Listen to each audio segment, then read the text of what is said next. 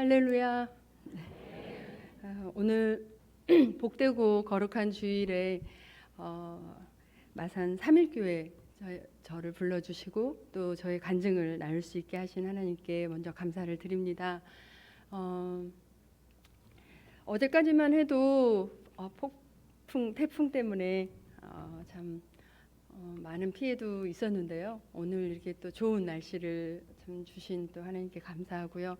참 그런 것 같아요.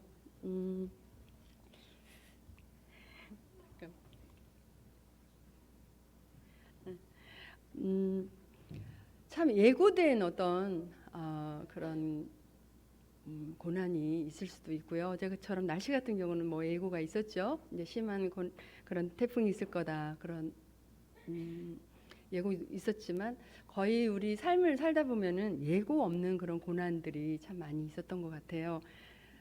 저 또한 어렸을 때부터 저희 가정에 이제 어머님이 상업하시는 가게에 또 불이 갑자기 나는 바람에 그런 일들도 있었고, 또 저는 그 고향이 전북 익산이거든요. 저 중학교 때였는데 일이역 폭발 사고가 있어서 갑자기 막 집에 유리 파편이 튀어드는데 그런 일들도 있었고요.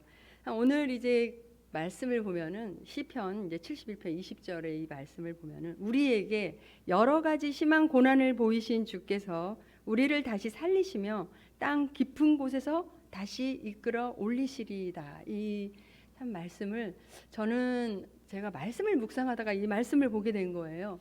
이 말씀을 보면서 그런 생각을 했어요.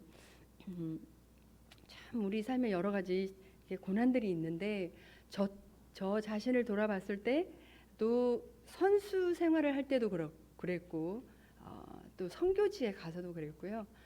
지금까지도 우리에게는 여러 가지 심한 고난이 있구나. 그런데 하나님께서 저를 그러한 가운데서도 어떻게 다시 살리셨고 아주 바닥까지 있었던 또 땅 깊은 곳에 있었던 저를 다시 끌어올려 주셨는지를 생각하게 될 때 제가 이런 그 제목을 그렇게 적어봤어요. 나를 다시 이끌어 올리시는 하나님이라고 이렇게 적어봤거든요. 한번 우리 같이 따라해 볼까요? 시작.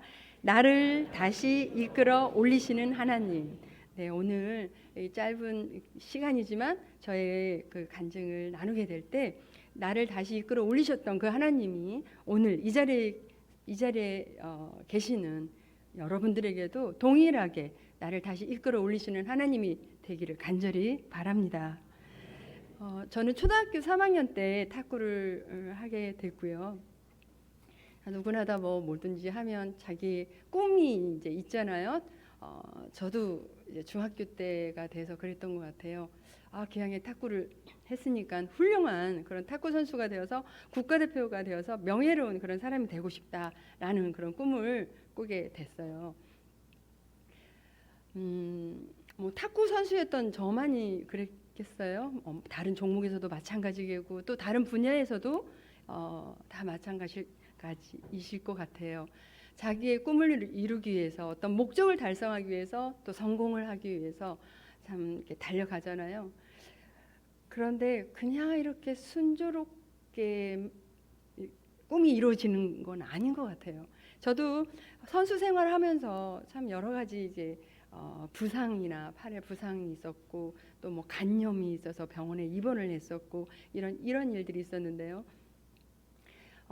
팔을 근데 어느 날 움직이질 않는 거예요. 올리지도 못하겠고 내리지도 못하겠고 펴지도 구부리지도 못하는 그런 때가 있었어요. 그래서 정형외과에 갔더니 테니스 엘보라는 그런 병명을 주셔서 이제 어떻게 하면 되냐고 그랬더니 의사 선생님은 탁구 안 하면 괜찮아 이렇게 말씀하시는데 저는 꿈도 이루지 못한 채 탁구를 그만둔다는 게 너무 저에게는 아쉬운 일이어서 포기를 할 수가 없었어요. 그래서 어떻게 하면 할 수 있냐고 여쭤보니까 진통제 주사를 그럼 맞아 가면서 하라는 거예요. 그래서 저는 그때부터 진통제 주사를 맞으면서 아픈 팔을 이제 버티어 나가면서 훈련을 해 왔어요.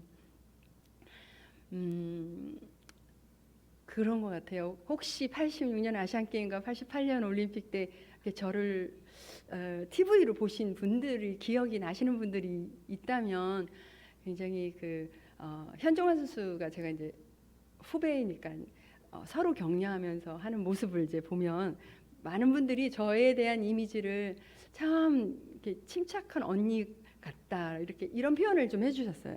그래서 제가 그 얘기를 듣고 저희 남편에게 여보 사람들이 나의 이미지를 참 침착하게 그렇게 보면서 얘기를 해주더라 하니까 저희 남편이 하는 말이 그래 한번 같이 살아보라 그래 이렇게 얘기를 해주던데요. 저는 되게 이렇게 승부분성이 강했어요. 그래서 훈련을 하다가도 또 연습이 안 되거나 또 동료에게 지거나 막 이러면 그 화풀이를 하는 물건이 있었는데 제가 늘 지니고 있었던 제 탁구 라켓이었어요. 그래서 제 라켓은 항상 이렇게 성하지가 않았어요. 흠집이 있었어요. 저한테 제가 화가 나면 막 쫓기도 하고 던지기도 하고 물리기도 하고 이래가지고 늘 이렇게 흠집이 나 있었는데 하루는 저희 코치 선생님이 그 모습을 보던 코치 선생님이요 저에게 한번 교회를 나가보래요. 그래서 근데 그때는 제가 물어보지 않았지만 나중에 이제 왜 그때 교회를 나가라고 했냐고 이제 여쭤보긴 했죠. 그런데 하도 성격도 급하고 또 마음의 컨트롤도 안 되고 그럴 때마다 저렇게 라켓을 에다가 화를 내고 이런 모습을 보면서 아마 제가 교회를 한번 나가면 좀 침착하고 마음의 수양이 좀 돼서 좀 침착한 애가 되지 않을까 이런 마음으로 저에게 교회를 나가보라고 했던 거예요. 제가 교회를 나갔어요. 나갔는데 잘 이제 모르죠. 근데 방과 후가 되면은 제가 팔이 아팠기 때문에 집에를 먼저 가지 않고 그때는 이렇게 마루 바닥이었는데 교회가 거기에 무릎을 꿇고 그렇게 기도를 해요. 하느님, 제 팔 좀 낫게 해주세요. 이렇게 기도를 하고 집에 가곤 했었어요. 그런데 이제 예배를 드리면은 참 예수님이 어떤 분인지 하나님이 어떤 분인지를 잘 모르니까 말씀을 이제 듣긴 하는데요. 그냥 듣다가 굉장히 좋은 말씀을 하나 발견하게 듣게 돼요. 어떤 말씀이었냐면요. 잠언 16장 32절에 있는 말씀이었어요. 노하기를 더디하는 자는 용사보다 낫고 자기 마음을 다스리는 자는 성을 빼앗는 자보다 나으니라. 이 말씀이요. 제가 중학생이었지만 너무 좋은 거예요. 야, 이렇게 좋은 말씀도 있네 하면서 이걸 길을 가다가도 또 훈련을 하다가도 탁구가 안 되고 짜증이 나고 화가 날 때 저 말씀을 계속 외웠어요. 노하기를 더디하는 자는 용사보다 낫고 자기의 마음을 다스리는 자는 성을 빼앗는 자보다 나으니라.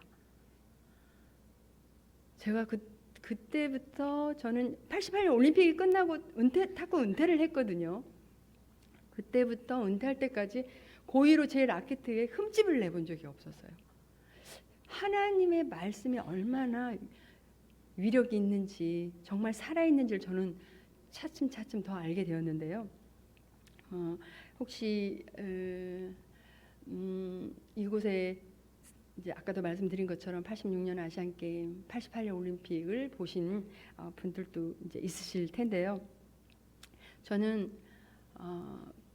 그때 그 말씀과 기도의 능력을 제가 체험을 이제 하게 됐어요. 저는 간염으로 이제 올림픽을 하기 전에 또 간염으로 50일 병원에 입원을 해야 했었고, 그럼에도 불구하고 그런 어떤 여러 가지 고난이 있었지만 또 국가대표가 되었지만 국제대회에 나가서 성적이 부진하다는 것 때문에 이제 86년 아시안게임과 88년 올림픽에 국가대표에서 탈락이 되곤 또 할 때가 있었어요. 그런데 어떻게 다 그런 것들을 극복을 하고 그 아시안게임과 올림픽을 할 수 있었나라고 생각을 저 자신이 해보면 참 말씀이 있었다는 거예요. 대저 의인은 7번 넘어질지라도 다시 일어나고냐라는 말씀 붙들고 참 저도 포기하고 싶고 또 좌절이 되고 정말 잘할 때는 이렇게 축게 올려주다가도 못하면은 그렇게 또 매스컴에 이제는 한국 탁구 양형자밖에 없다고 하더니 이제는 경자가 된 양형자 이렇게 뭐 안 되든지 했을 때 참 좌절이 됐지만 이 말씀을 붙들고 다시 일어나게 되고 하나님을 믿는 그런 신앙이 있었기 때문에 가능했었는데요. 그때 86년 아시안 게임 때는 난공불락이라고 하는 중국을 이기고 한국 남녀 탁구 선수가 단체전에서 금메달을 따게 돼요. 그리고 88년도에는 남자 선수가 개인 단식에서 금메달, 은메달을 따게 되고 현종환 선수와 저와 함께 복식에서 이제 금메달을 따게 돼요. 저는 생각을 해봐요. 어떻게 80년도 그때는 중국을 이기고 이렇게 금메달을 딸 수 있었지? 그때는요, 남자, 여자 모두가 선수 모두가 다 교회를 예수 믿는 사람들이었어요. 그래서 주일 훈련을 합숙 훈련을 하잖아요. 선수촌에서 훈련을 하고 주일이 되면 이제 교회에 나와서 예배를 드려요. 그리고 또 합심해서 시합이 다가오면 우리가 선수들끼리 합심해서 기도하는 그런 믿음의 정신력이 있었어요. 무엇보다 교회에서 합심해서 우리를 위해서 기도하는 그 중보의 기도의 힘이 얼마나 컸는지를 저는 실감을 하게 돼요. 그렇게 해서 이제 금메달을 따게 되는데요. 특히 올림픽에서 현정화 선수와 제가 이제 복식 결승을 앞두고 이제 시합을 하기 전에 보조 경기장에서 몸을 푸는데요. 상대 선수는 중국의 첸진과 자오지민이라는 선수였고요. 저와 현정화 선수와 이제 몸을 풀고 있었어요. 그런데 왜 이렇게 그 선수들은 커 보이는지, 우리는 너무너무 작아 보이는데 이 선수들은 거대한 안악자손과 같고 우리는 다윗 같은 골리앗과 같은 이렇게 크게만 느껴지는 거예요. 먼저 시합 시간이 돼서 들어갔어요. 현정환 선수와 저와 함께 이제 간절히 손을 붙들고 기도를 하고 그러고 이제 시합에 들어갔어요. 1대1이 됐는데 마지막 세트에서 복식은 3경기만 하거든요. 마지막 경기에서, 그리고 지금 탁구는 11점이 됐는데 그때는 21점이었어요. 8대8, 9대9, 10대10 막 이렇게 같이 막 올라가다가 중국의 첸징이라는 선수가 자오지민 선수의 발에 걸려서 자오지민 선수가 넘어지는 일이 생겨요.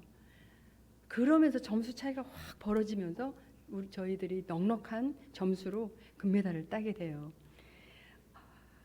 나중에 안 얘기지만 이제 그때 그 자오지민하고 안재영 선수가 그때는 교제 중이었어요. 지금 결혼해서 잘 살고 있지만.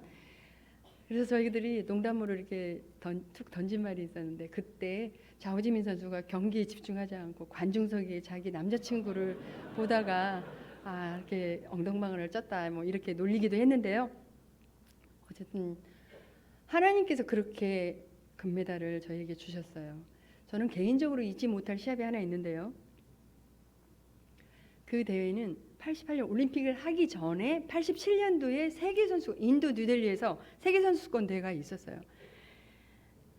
병원에 50일을 입원하고 이제 간 수치가 이렇게 올라가가지고 원장 선생님도 이제는 무리하면 안 된다고 했는데 하나님께서 빨리 또 호전시켜 주셔서 그 세계선수권 대회를 출전하게 돼요. 근데 태어나고 나서 보름 훈련하고 시합을 하게 됐는데 탁구 연습을 많이 충분히 하지 못하고 가다 보니 시합에 출전하다 보니 탁구에 자신이 없는 거예요. 체력은 태어난 지 얼마 되지 않아서 너무 약한 거예요. 숙소에서 그렇게 하나님께 기도를 드려요. 하나님, 저 지금 너무너무 체력도 약하고요. 탁구도 자신이 없고요. 하나님, 저 할 수 없는데 하나님 저 좀 도와주세요. 라고 그렇게 기도를 하고 시합에 들어가요. 단식 준결승을 하는데요. 상대편은 중국의 자이리라는 선수였어요. 2대2가 돼요. 마지막 5번째 시합을 하는데요. 그 선수 점수는 18점, 저는 11점이에요. 그 선수 점수는 3점만 따면 이제 결승에 오르게 돼요. 저는 무려 10점을 따야 돼요. 누가 보더라도 그 경기에서 제가 이긴다는 것은 상상하지 못한 일이었어요. 코치 선생님도 저도 거기에서는 이긴다고 생각하지 못했어요. 하나님께서 제 마음에 평안함을 주셔서 최선을 다해서 한 점 한 점 만회해 나가는데요. 그 선수 점수를 18점으로 그대로 묶어놓고 10점을 연속적으로 따면서 21대 18로 역전승을 거두게 돼요. 할렐루야.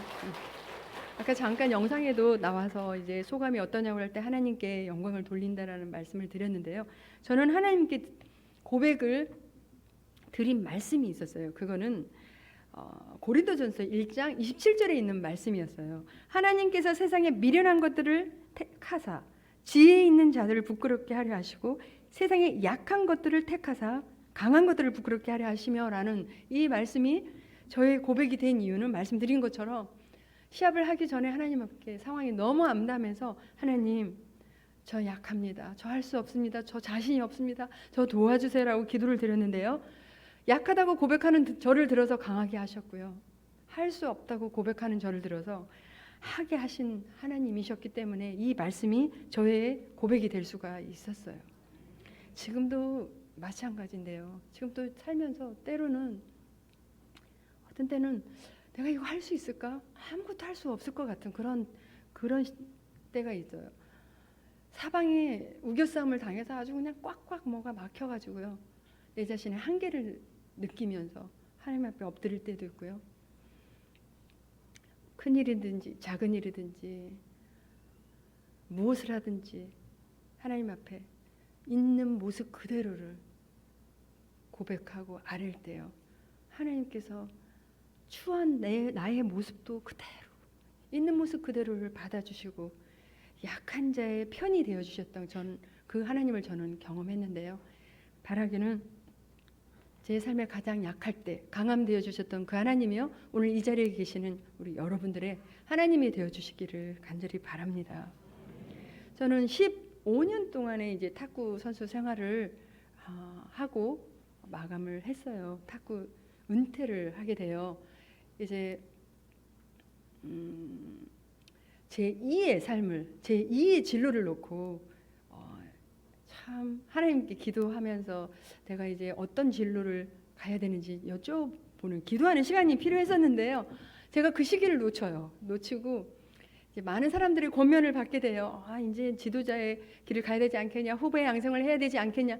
그래서 그래야 될 것 같은 생각이 들어서 이제 제가 그 당시에 저는 삼성의 제일모직에 소속해 있었는데 그곳에서 후배들을 가르치고 그리고 기왕의 지도자가 되기 위해서 이론과 실기를 겸한 지도자가 되고 싶은 마음이 있었어요. 그래서 대학원에 들어가서 체육학에 대한 이론을 배우면서 이제 지도자의 길을 걷고 있었어요. 제가 크리스찬이라는 것, 신자라는 것을 알고 이제 많은 교회에서도 간증의 요청이 오기도 했었어요. 그런데요, 참 선수 시절 때 그렇게 하나님께 매달리면서 나아갔던 제가요, 하나님의 일이 우선순위가 되지 않고 이제는 지도자의 길이 제 삶의 우선순위가 되어서 또 다른 명예와 야망과 꿈을 가지고 이제 지도자의 길을 가고 있었는데요. 사람이 참 간사한 것 같아요. 그렇게 하나님의 일이 뒷전이고 그 일이 이제 우선순위인 거 보면은 나라에서 그 은퇴를 하니까 참 좋은 것들이 주어지더라고요. 나라에서 평생 체육연금이라는 것도 주어지고요. 대통령의 최고 훈장도 받게 되고 금메달을 땄다고 포상금으로 뭐 아파트를 수여받기도 하고요. 이런 생각이 들었어요. 이제는 코치가 되고 또 감독이 되고 앞으로 또 승진이 되고 내 앞날은 다 보장이 돼 있을 것만 같았고요. 이제 탄탄대로일 것만 같았고요. 이제는 아무런 부족함이 없이 행복하기만 살면 되겠구나라는 생각을 하면서 지내왔어요.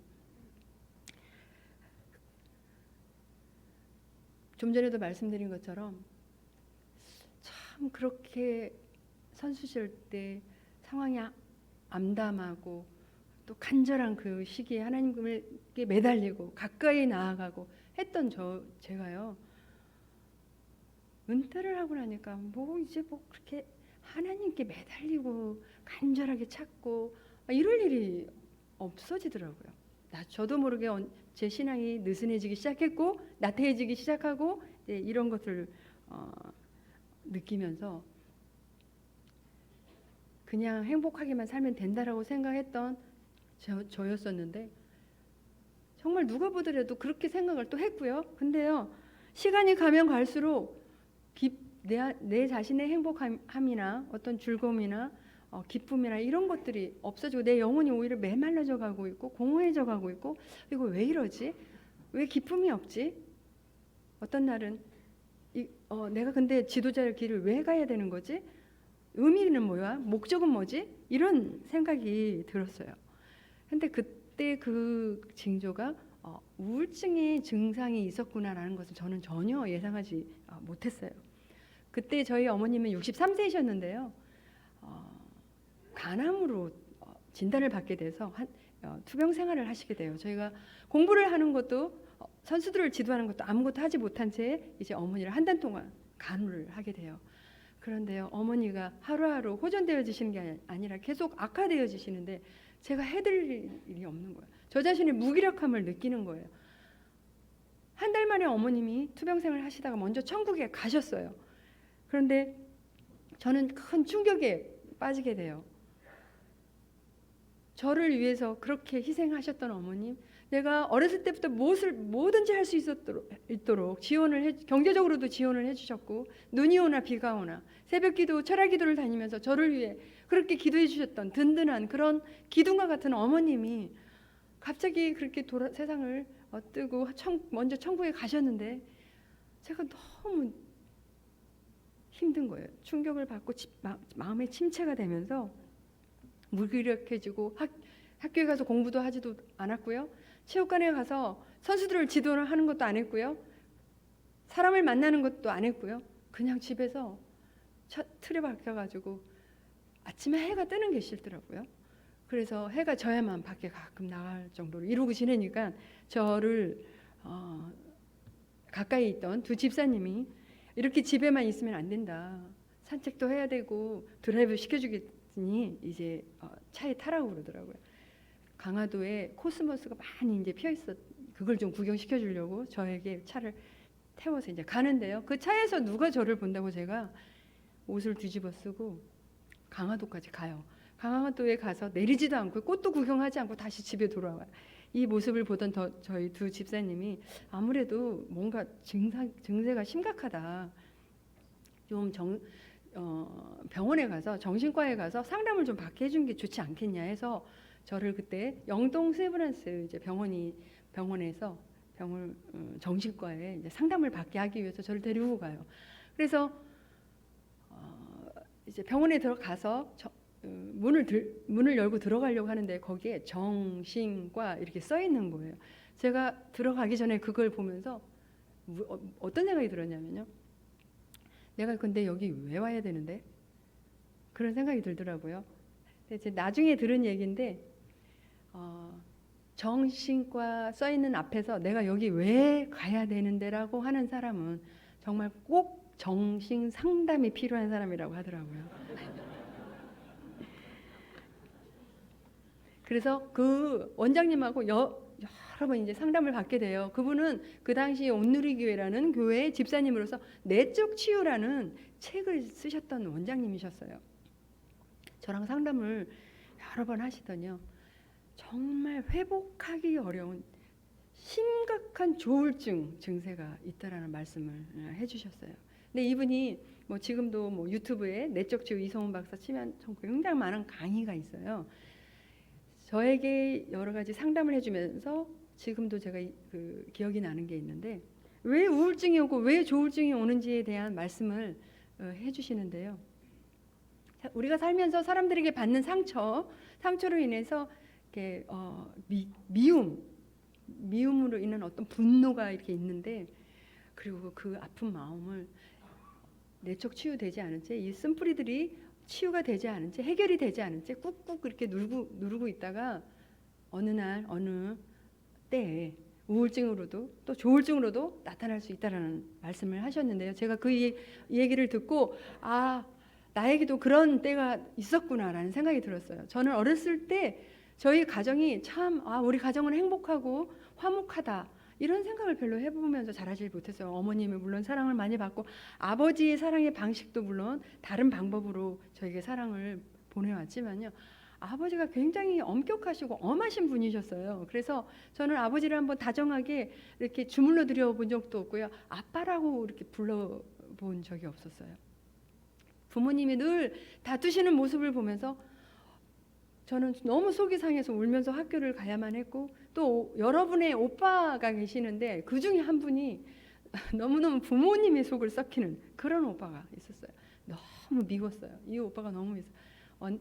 어떤 때는 그냥 밖에 나가서 좀 안 돌았으면 좋겠다라는 생각이 들 정도로 화가 났어요. 너무 미웠어요. 물론 그 오빠가 지금은 안수 집사가 돼서 전도도 잘하고 뭐 찬양도 인도도 잘하는 오빠가 됐는데 그때는 너무 힘들었어요. 그런데요, 그 원장님 상담해 주시다 그러더라고요. 그 세계 정상에 오르고 나서 은퇴를 한다는 그 자체 하나만 보더라도 우울증이 올 수 있는데 어머님의 가착스러운 이제 천국에 먼저 가심과 또 선수에서 지도자 생활로 가는 과정과 또 이런 내적 치유가 필요한 이런 부분들, 하나님께서 저에게는 내적 치유, 이 쓴뿌리들을 제거하는 이런 시간이 필요하셨던 것 같아요. 그래서 그 기간에 하나님께서 저에게 어떤 분을 보내주셨냐면요, 하나님의 말씀 큐티 시켜주시는 분을 보내주셨어요. 그런데 제가 증상이 얼마나 심각했냐면요, 아까도 뭐 말씀드렸지만은 이렇게 굉장히 예민해져가지고 소리에 민감해요. 막 밖에서 누가 싸우는 소리만 들어도 나 때문에 화가 나서 저렇게 싸우는구나 라는 생각도 하게 되고요. 누가 문을 콱 닫고만 가도 저 사람이 나 때문에 화가 나서 저렇게 문을 콱 닫는구나. 근데 이런 소리에 굉장히 민감해요. 사탄은요, 우리의 연약함을 타고 들어오는 걸 알았어요. 우울증이나 조울증에도 사탄이 개입하는데요, 하나님이 이 세상에 하나님이 너를 더 이상 사랑하지 않아, 이 세상에 너는 혼자야, 이렇게 속삭여요. 환청도 들려요. 환청이 시달려요. 잠도 못 이뤄요. 마치 무슨 세상 사람과 다르게 느껴져요. 저는 꿈속에 있는 사람 같고 그냥 세상 사람들은 잘 지내는데 저는 다른 것 같은 이러면서 나가는 게 수치스럽게 느껴지고 자살도 하고 싶은 충동도 생기고 이러한 증상들이 저에게 있었어요. 거식증이라고 들어보셨어요? 막 먹어요. 막 음식을 막 먹고요. 다토해요. 손을 6가지 다토하고 또 막 음식을 또 막 먹어요. 그렇게 한 1년 반, 2년을 보낸 적이 있었어요. 그러다 보니까 살이 여기서 한 10kg 정도 쪄인 때가 있었는데요. 표정들이 안 믿어지신다는 표정이. 그때가 1990년도였거든요. 제가 한 거의 2년을 드러내지 않고 이러고 살다 보니까 중앙일보에 그런 기사가 난 적이 있었어요. 왕년의 탁구여왕 양형자, 방황의 운둔생활하면서 이런 기사가 난 적이 있었는데, 이 시기에 하나님께서 저에게 보내주신 그 말씀 묵상 훈련시켜 주시는 분과 함께 이제 성경 공부를 하게 돼요. 큐티. 참 정말 하나님의 말씀이 여러 말씀이 있었는데요. 여러 말씀 중에 이런 말씀이 있었어요. 시편 107편 10절에서 11절에 이런 말씀이 있었어요. 사람이 흑암과 사망의 그늘 아래 앉으면, 우리 같이 한번 읽어볼까요? 시작. 사람이 흑암과 사망의 그늘 아래 앉으며 공고와 쇠사슬에 매임은 하나님의 말씀을 거역하고 지존자의 뜻을 멸시합니다.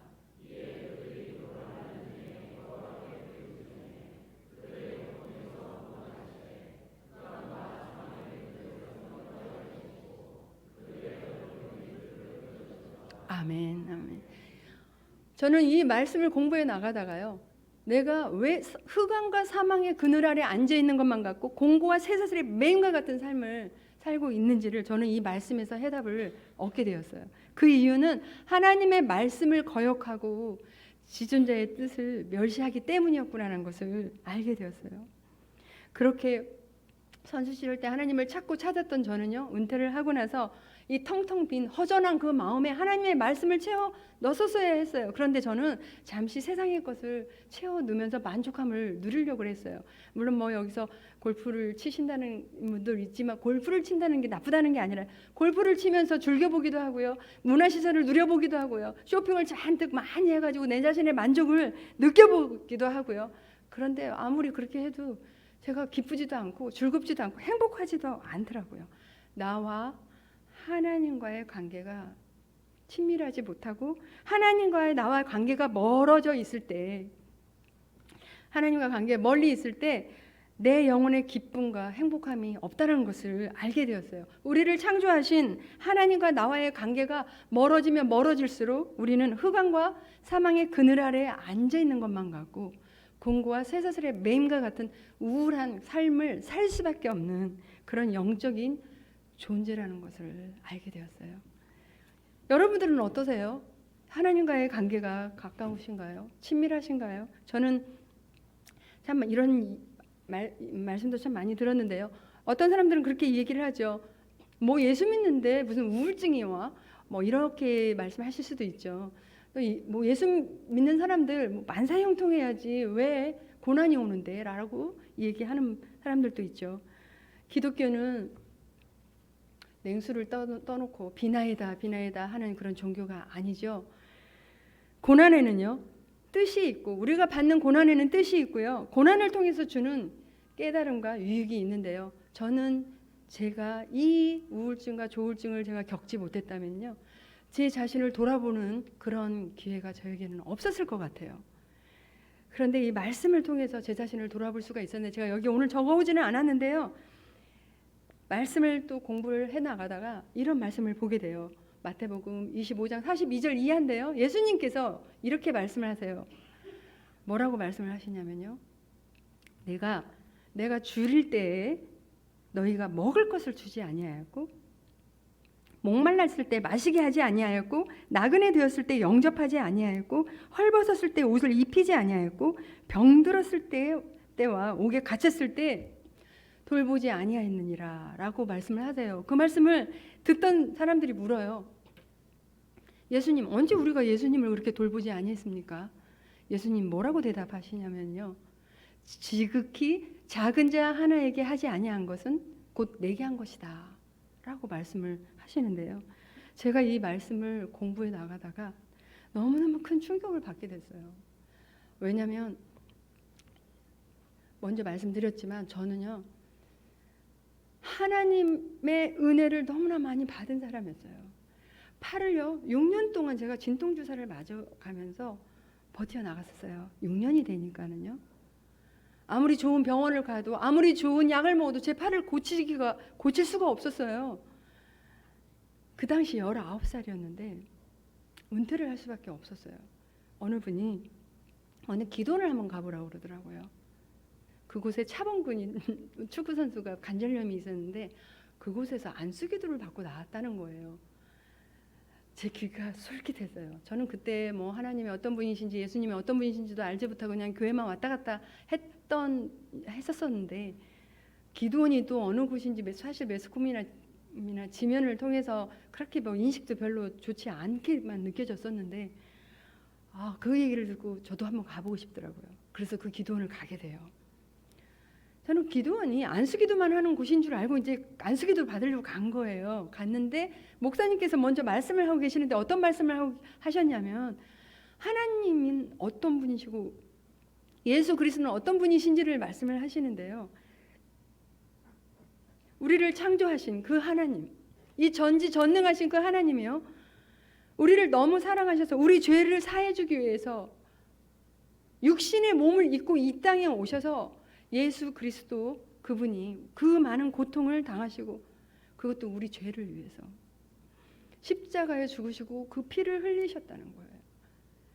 3일 만에 부활하셨다는 거예요. 그런데 그 예수 그리스도를 나의 인생의 구세주로 영접하면 하나님을 아버지라고 부를 수 있는 특권이 주어지고요. 오늘 당장 죽는다고 할지라도 천국에 갈 수 있는 영생의 선물을 값없이 주신다는 그 말씀에요. 저는 그런 생각이 들더라고요. 내가 뭔데? 도대체 내가 뭔데? 나 같은 죄인을 위해서 예수님, 그 하나님의 육신의 몸을 입고 나의 죄를 사해주기 위해서 십자가에 그 고통을 당하시고 십자가에 달리시고 부활하셨을까? 얼마나 울었는지 몰라요. 막 눈물과 콧물을 흘리면서 내 죄를 회개하고 그리고 그 예수 그리스도를 제 인생의 구세주로 영접해요. 안수기도 시간이 됐는데요. 안수기도를 받았어요. 그랬는데도 안 믿어지더라고요. 딴 사람 물론 뭐 안수기도를 받아서 다 낫지는 않겠죠. 어떤 사람 그런데요. 저는 그걸 느꼈어요. 하나님께서 하시고자 하는 일은 뭐든지 할 수 있다는 걸 저는 그때 체험했어요. 제가 믿어지지가 않아서 숙소에 가서 막 다시 테스트 해보는 거예요. 6년 동안 진통주사만 맞았던 팔. 이제요 이 속에 윤활유가 없어도 삐걱삐걱하고 있었던 제 팔이었어요. 이렇게 돌려봐도 저렇게 돌려봐도 팔이 안 아픈 거예요. 하나님께서 낫게 해주셨어요. 안수기도를 통해서 제 팔도 고쳐주셨어요. 저는 그때부터 제 가치관이 바뀌었어요. 훌륭한 탁구 선수가 되어서 명예로운 사람이 되겠다라는 저의 중심에서 이제는 하나님께 영광을 돌리겠다는 하나님 중심으로 제 생각이 이제 바뀌게 돼요. 할렐루야, 아멘. 그런 은혜를 받았고요. 간염으로 있었을 때 말씀 붙들고 극복하고 하나님께서 그 긍휼을 여겨주셔서 금메달을 따게 해주셨는데요. 제가 생각해 보니까 저는요 예수님께 해드린 일이 하나도 없었더라고요. 8년 동안에 그 태극마크를 달았어요. 국가대표가 되어서요. 세계 여러 나라를 다녀요. 국제 시합을 하기 위해서요. 좋은 대접만 받아보고 좋은 대우만 받아보면서요. 받아봤고요. 주전이 되어서 시합을 하고 있죠. 그럼 뒷전에서 그 박수만 치고 있는 후보 선수들이 있어요. 주전이 안 돼서 안타깝죠. 뒤에 앉아서 박수만 치고 있는 그 아픈 마음조차도 저는 헤아리지 못했던 사람이었어요. 내 주위에 누가 어려운 사람이 있는지, 누가 힘든 사람이 있는지 조차도 저는 관심도 없었어요. 오직 제 목표만을 향해서 달려갔던 그러한 이기적인 그런 삶을 살았다고 생각하니까 지극히 작은 자는 게 정말 냉수 한 그릇을 갖다 준 일이 없다고 생각하니까 예수님께 너무너무 죄송하더라고요.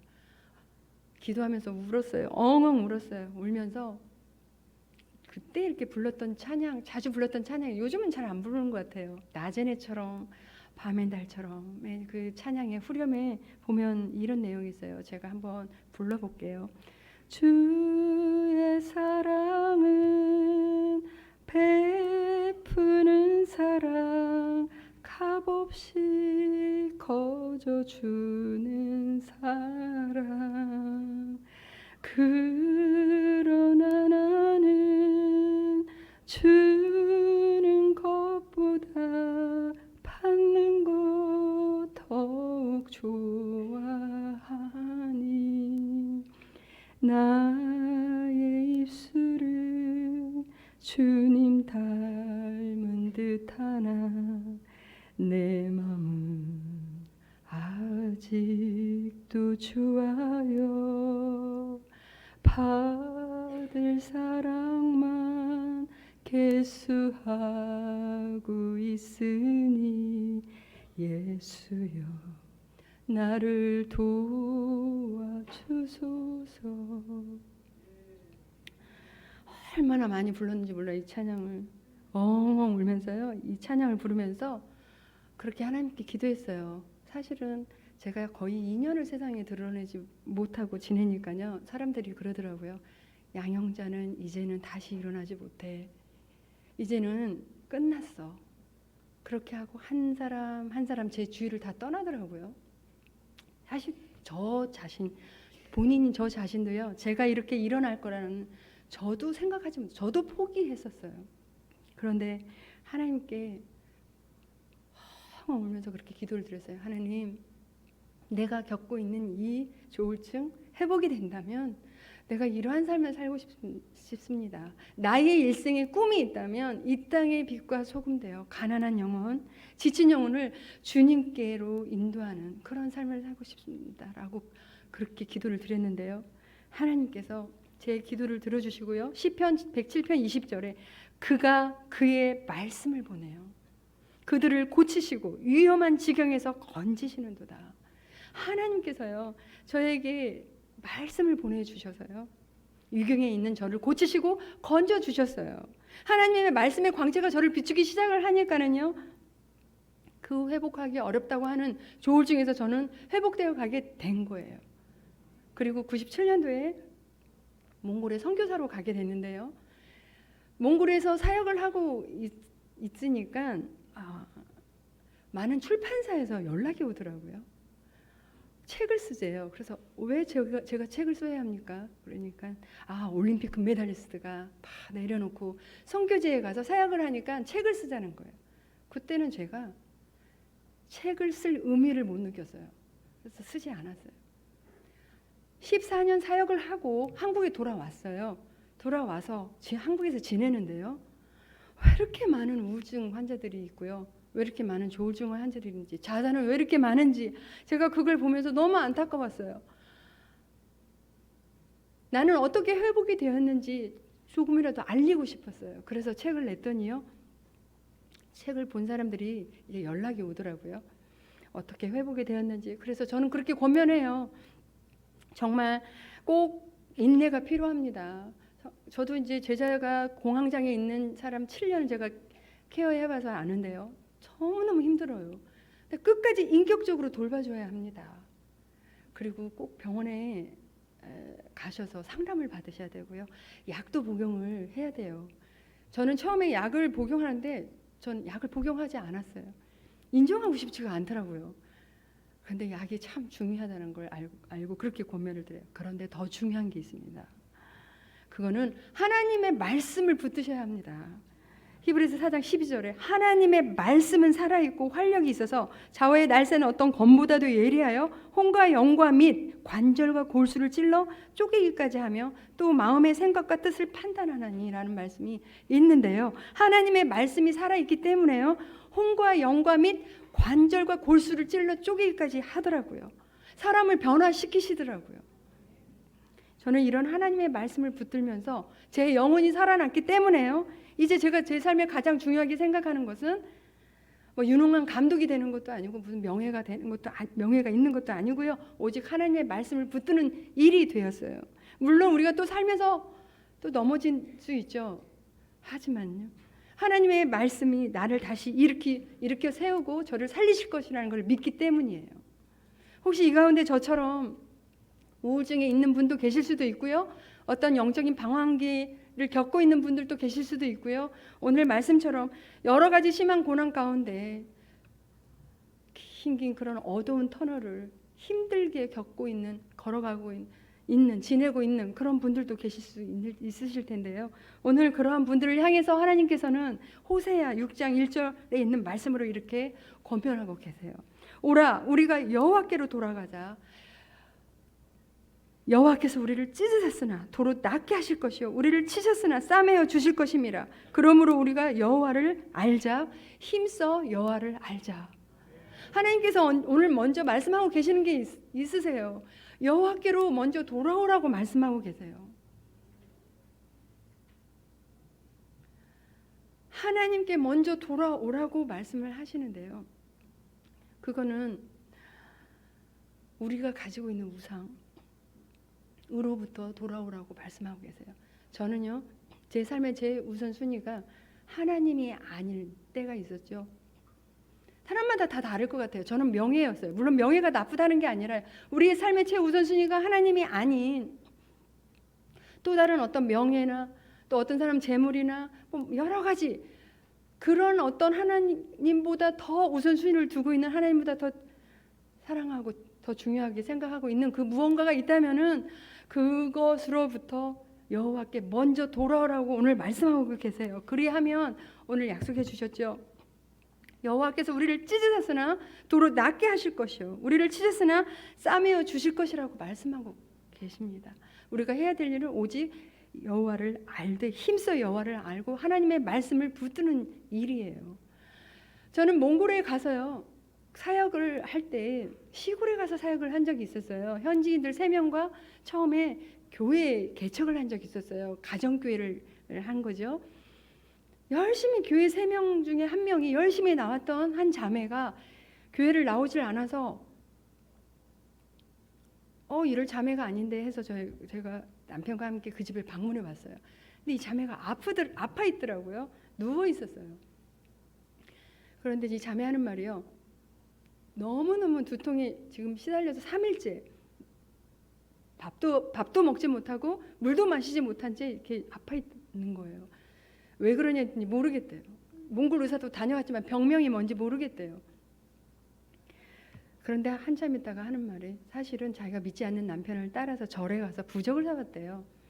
그런데 그걸 놓고 보려니까 마음이 이렇게 걸려서 하루는 마음을 먹고 저 부적을 태워야 되겠다는 생각을 했대요.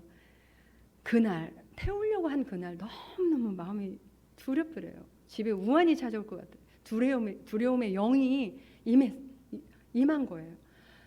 밥도 못 먹겠고 머리는 아프고 물도 마시지 못한 채 그렇게 영적 전쟁을 하고 있더라고요. 두려움의 영이 한번 이렇게 들어오게 되니까요, 사람이 아무것도 하지 못하더라고요. 그냥 벌벌벌 떨고 있어요, 그냥 이렇게. 그런데요, 그 자매가 그 산 부적을 내놓으면서 대신 태워달라고 그러는 거예요. 그러지 말고 같이 나가서 태우자라고 그랬어요. 저는 어렸을 때 본 이렇게 얇은 종이로만 본 적이 있었는데 그 몽골에는 부적이 달라요. 무슨 그 몽골에는 남아불교 그 나라 자체가 남아불교이기 때문에요. 집집마다 뭐 부적도 있고 형상과 같은 이렇게 우상과 같은 것도 이렇게 갖다 놓고 이런데요. 이 자매의 남편은 한국 돈으로 30만 원 정도 해당하는 돈을 들여서 이 부적을 사온 거예요. 몽골에 30만 원 굉장히 큰 돈이에요. 한 달에 10만 원도 채 월급이 안 될 때였으니까 굉장히 큰 돈이죠. 그런데요, 책이 이렇게 많아요. 무슨 부적이 이렇게 책도 많고 겨울옷, 반지 이런 것도 다 부적인데 가지고 나갔어요. 한쪽에 가서 태우기 시작한 저희 동네 그 시골이 이렇게 넓지 않기 때문에 저희 교인들이 오며 가며 뭐 하냐고 이렇게 부적 태우고 있다고 그러니까 가더라고요. 잠시 후에 이 교인들도 다시 왔어요. 왜 그러냐고 보니까 우리들이 부적을 태우고 있다라는 말에 용기를 얻어서 자기들도 집에 놔뒀던 그 부적들을 다 가지고 나온 거예요. 그래서 이렇게 태우고 우리는 둥그렇게 앉아가지고 함께 기도하면서 찬양하면서 이 부적이 다 탈 때까지 이제 기도회 하는 시간을 가졌어요. 다 탔어요. 다 태워버렸어요. 그리고 이제 집 다시 돌아가고 그 자매를 집에 바래다 주었어요. 갑자기 그런 생각이 들었어요. 이 돈을 많이 주고 산 남편이, 부적을 산 남편이 이 부적을 태웠다는 얘기를 들으면 이 부인하고 싸우지는 않을까, 때리지는 않을까 걱정이 되더라고요. 그래서 그 다음날 아침에 이제 그 집을 가봤어요. 이 자매가요, 3일 동안 물도 마시지 못하고 두통이 시달렸던 이 자매가 이렇게 거울이 있는데 서서 화장을 하고 있어서 오늘 너 상태가 어떠냐고 했더니 이 자매 뭐라고 그러냐면 어제까지만 해도 그 시달렸던 두통과 그 두려움의 영이 떠나가고 회복이 되고 몸이 컨디션이 회복이 되어서 지금 일하러 나가려고 준비하고 있었어요. 그 모습을 지켜보던 남편도 아무 말도 할 수 없었던 거예요. 부인이 회복된 모습을 보면서 제가 그때 그 모습을 보면서 그런 생각을 했어요. 하나님께서는 우리가 가지고 있는 우상을 버릴 때, 태울 때 이렇게 놀랍게 역사해 주시는 거나, 그렇다면 우리가 가지고 있는 우상, 몽골 자매처럼 무슨 부적이 있어요, 무슨 형상 같은 그런 게 있는 게 아닐 수도 있잖아요. 보이는 우상은 없지만 보이지 않는 마음의 우상은 있을 수 있겠구나라는 생각을 하게 된 거예요. 좀 전에 말씀드린 것처럼 명예, 어떤 사람 재물. 저는 한국에 들어와서요, 참 여러 가지 참 깜짝 놀랄 일들을 이렇게 보면서 저는 이사를 참 자주 갔었어요. 한국에 돌아와서 저는 손 없는 날이라는 거 처음 들었어요. 이사하기 좋은 날이 있고 안 좋은 날이 있더라고요. 또 그날은 또 더 비싸기도 하고. 대학가에서 사주팔자를 보면서 대학로에서 청년들이, 대학생들이 사주팔자를 보면서 언제 결혼하기 좋은 날이 있는지, 언제 결혼하기 안 좋은 날이 있는지, 점쟁이의 말을 믿고 그걸 따르면서 생활하고 있는 이러한 모습들을 보면서 너무너무 안타까웠어요. 우리에게 주신 하루하루가 얼마나 귀하고 복된 날인데 어떤 날이 결혼하기 좋은 날이 있고 어떤 날이 이사하기 안 좋은 날이 있고 좋은 날이 있냐고요. 저는 지금 한국에 와서 청소년 꿈나무 감독을 하고 있어요. 그래서 여러 코치들이 있어요. 그 코치들이 얘기하는 소리를 들었는데요, 자기 선수들이 이렇게 시합을 하는데 지고 있어서 우연히 이렇게 코에다 손을 올렸는데 점수를 따더래요. 그러다 또 손을 내렸는데 점수를 잃더래요. 그래서 계속 시합 끝날 때까지 코에다 손을 막 올리고 있었다는 얘기를 제가 들으면서 아직도 저렇게 미신을 믿고 있는 사람들이 있구나라는 그런 생각을 하면서 너무 안타까웠어요. 요한복음 8장 32절에 왜 이런 말씀 있죠? 진리가 너희를 자유케 하리라. 우리는요, 사탄에 매여 있는 사람이 사람이 아니에요. 예수 그리스도의 이름을 선포하고 나아갈 때 우리를 묶고 있는 사탄의 영에서 떠나가고요, 해방될 수가 있는 거예요. 바라기는 우리가 온전히 집착하고 있는, 하나님보다 더 사랑하고 있고 더 중요하게 생각하고 있는 그 무언가를 다 이 몽골들처럼 내려놓고 태워버리고 우리 삶의 최우선 순위를 예수 그리스도로 올려놓고 살게 된다면은요, 오늘 약속하셨어요.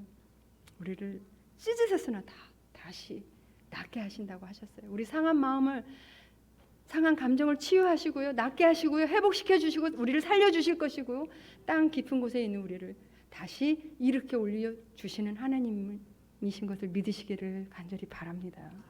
예배서 4장 7절에 이런 말씀이 있습니다. 하나님께서는 우리 각 사람에게 그리스도께서 나누어 주시는 선물의 분량을 따라 은혜를 주셨습니다. 저는 이 말씀을 알기 전에는요, 제가 내 동료들보다 탁구를 잘하고 성적을 내고 금메달을 따고 하는 것이요, 그 선수들보다 제가 잘났기 때문인 줄 알았어요. 저는 제가 더 뛰어나기 때문인 줄 알았어요. 그런데요, 오늘 이 말씀을 알고 나서부터는요, 하나님께서 각 사람에게 은사와 재능과 달란트를 다 다르게 주셨는데 이게 하나님의 선물이라는 거예요. 제가 이거를 알고부터 제 사고가 바뀌었어요. 제가 가지고 있지 못하는 은사, 재능, 달란트를 보면서 참 부럽기도 하고 질투도 나기도 했었는데요, 이제는 하나님의 위대한 작품으로 보이더라고요. 그래서 기꺼이 박수를 칠 수 있게 되었는데요, 하나님께서는 우리가 가진 재능과 달란트와 은사를 통해서 하나님의 나라를 이루어 가시는 것을 알게 되었는데요, 제가 97년도에 몽골에 갔을 때 저희 남편을 만나게 될 때는 저희 남편은 연합뉴스 국제부 기자로 있었어요. 취재하는 기자가 아니고요, 번역하는 기자였어요. 한국 뉴스를 번역해서 해외로 보내는 일을 6년 동안 했어요. 왜 그때는 하나님께서 그 일을 시키셨는지 저희는 알지 못했어요. 몽골에 가서 알았어요. 몽골에 갔는데 2년 동안 몽골 언어를 배우고 나서 이제 몽골 언어를 배울 때 남편이 몽골의 어린아이들이 컬러로 된 동화책이 없는 걸 보고 기독교의 가치관이 들어있는 애니메이션 10권을 선정해서 동화책을 번역을 해요. 잠깐 그림 좀 보여주실래요? 번역을 해서 어린이들에게 보급을 하게 됐고요. 그 사진을 제가 안 갖고 왔군요. 저거는 몽골에 가서 저도 알았는데요, 내몽골이 있고 외몽골이 있다라는 걸, 몽골도 분단 국가라는 것을 알게 되었어요. 서로 민족끼리 말은 같은데요, 문자가 달라요. 외몽골은 우리가 잘 아는 울란바토르라는 곳이 외몽골이라고 하고 있고요, 내몽골은 중국 안에 있는데요, 저 위에 있는 문자는요, 울란바토르라고 수도인 그곳의 문자예요.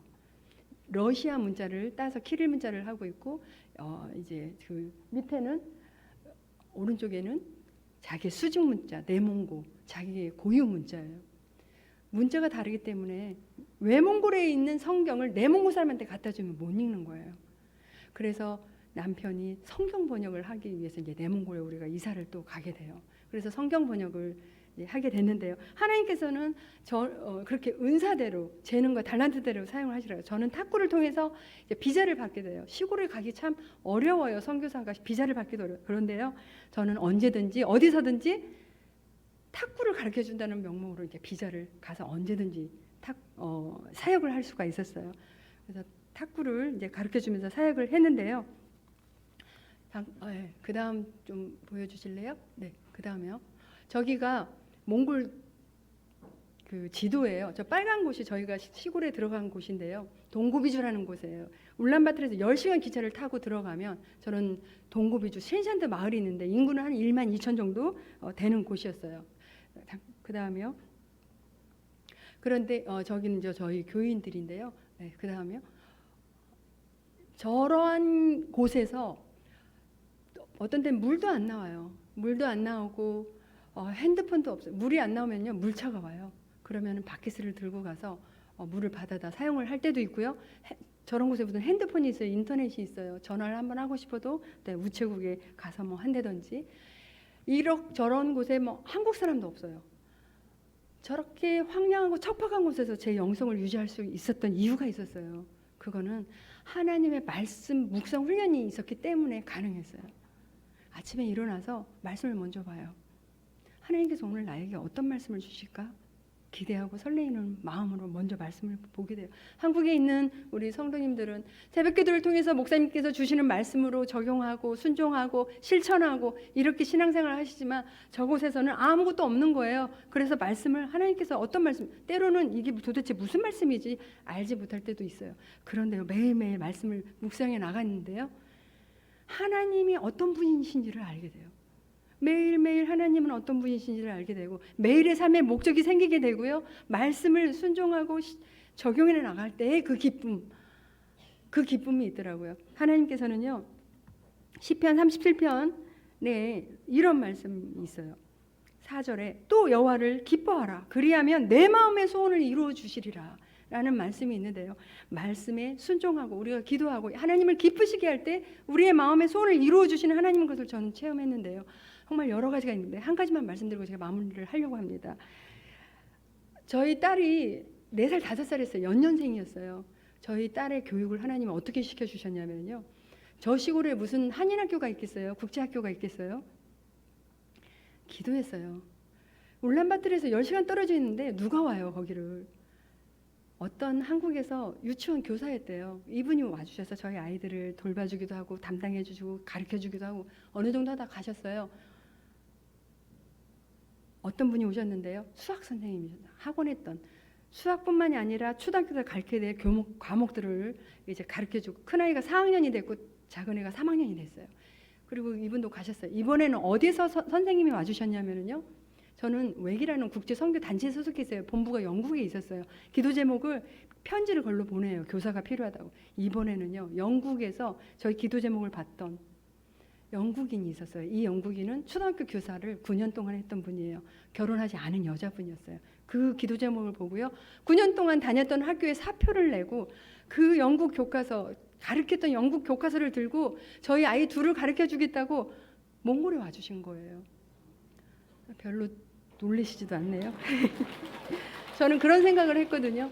아무리 한국에 부자가 있다 할지라도 가정교사를 영국인을 둘 만한 사람 얼마나 있을까? 정말 이건 하나님의 은혜다. 한 달, 두 달도 아니고 1년, 2년도 아니고 3년을, 큰아이가 6학년 졸업할 때까지 해주셨는데요. 그리고 이 선생님이 중학교를 가르치는 분이 아니기 때문에 이제 돌아가셨죠, 영국으로. 중학교를 1학년을 가고 6학년을 가야 되겠는데 내몽골에서 이제 성경 번역하기 거기에도 없는 거예요. 국제학교가 없고 한인학교가 없고. 기도하면서 알아봤는데요, 대전에 국제학교가 있는데 선교사 자녀에게 학비를 이렇게 혜택을 준대요. 가서 인터뷰를 하는데 교장 선생님이요, 빨리 이제 시험을 보래요. 몇 학년에 배치해야 되는지, 저에게는 필요한 서류를 띄우래요. 제가 제일 궁금했던 거, 한국의 국제학교 학비가 너무너무 비싼데 과연 얼마만큼 혜택을 줄 건가였었어요. 교무실에 가서 물어봤더니 25,000불, 2명이니까 5만 불이에요. 한국 돈으로 계산을 해보니까 5,500만 원이에요. 야, 이렇게 비싼 학교에 얼마만큼 혜택을. 교장 선생님이 학비 얘기를 안 하셔서 할 수 없이 제가 먼저 여쭤봐요. 그런데 저희가 내야 될 학비가 얼마입니까? 이분이 뭐라고 말씀하시냐면요, 네가 내고 싶은 만큼만 내. 그게 10불도 좋고 100불도 좋아. 10불 얼마인지 모르세요?